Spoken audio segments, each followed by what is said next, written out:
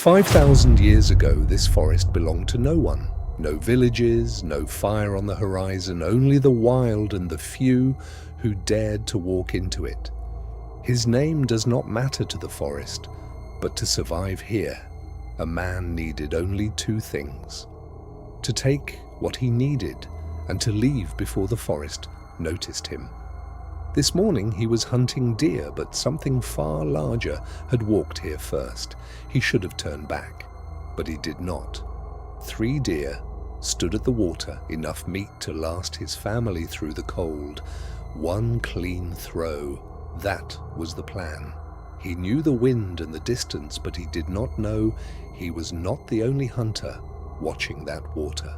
For 1 breath, everything went right, and in the wild, that is exactly the moment to be afraid. The birds stopped first, and the forest seemed to hold its breath. Something was moving between the trees, not running yet, just watching him. He knew the rule every hunter learns young: blood draws what you do not want to meet. He had to leave quietly, slowly, 1 step at a time. Every step was a decision. Soft ground, no twigs, no sound. He was almost to the tree line, almost safe. He never saw the 1 dry stick hidden under a single wet leaf. The crack split the silence like a blade, and from the dark between the trees, the forest finally answered. A cave bear, twice his height, standing tall, with claws longer than his hand. To this animal, he was not a hunter. He was meat that had made a sound. He dropped the meat as an offering, but the bear did not even look at it. The first charge missed him by the width of a tree trunk. He ran, not because he could outrun it, but because a man who stops thinking is already dead.